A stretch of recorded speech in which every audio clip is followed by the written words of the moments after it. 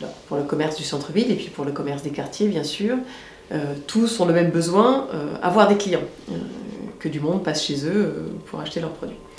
Alors, dans les quartiers, c'est un petit peu différent du centre-ville. Les personnes qui viennent dans les commerces des quartiers, c'est avant tout les habitants du quartier même, parfois un peu au-delà. J'étais le jour de sa fermeture devant la boulangerie du Val-d'Honnête et j'ai vu beaucoup d'habitants de Courteuil qui venaient. Mais malgré tout, c'est avant tout une clientèle du quartier. Donc ce que nous devons faire, c'est renforcer l'attractivité de ces quartiers, générer plus de flux, faire en sorte que plus de monde vienne. Et pour cela, nous proposons de mettre en place des maisons de quartier. Ces maisons de quartier proposeront des activités qui seront beaucoup plus importantes que ce que l'on peut connaître d'habitude.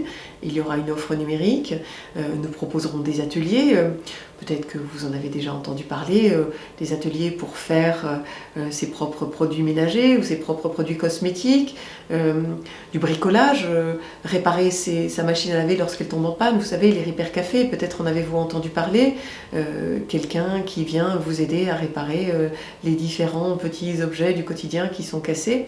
Voilà, donc ces maisons de quartier seront très importantes pour générer du flux et permettre au commerce des quartiers précisément d'avoir plus de clients.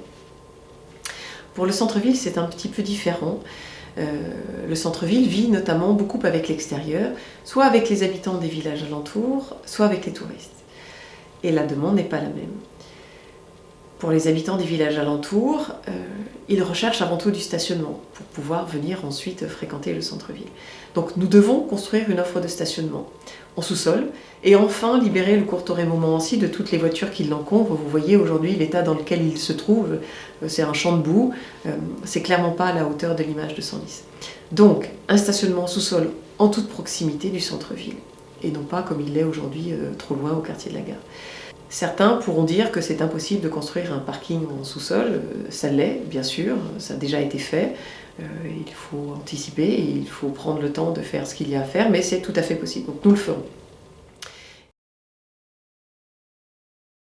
Et puis pour les touristes, là la question est un petit peu différente, ces personnes recherchent un temps de détente, recherchent à se promener dans une ville où ils ne seront pas embêtés par les voitures.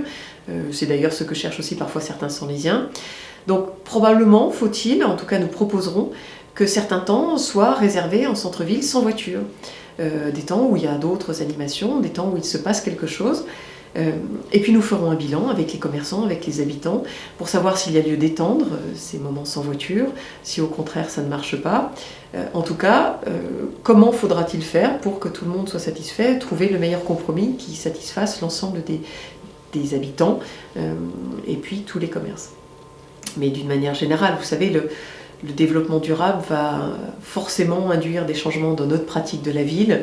De plus en plus, je vois que des gens prennent le vélo pour aller circuler partout. D'ailleurs, la sécurisation des parcours vélo est extrêmement importante. Nous y attacherons un très grand soin. Mes enfants vont au lycée en vélo, donc je suis particulièrement sensible sur leur sécurité, évidemment. Nous travaillerons aussi sur cette question-là, bien sûr.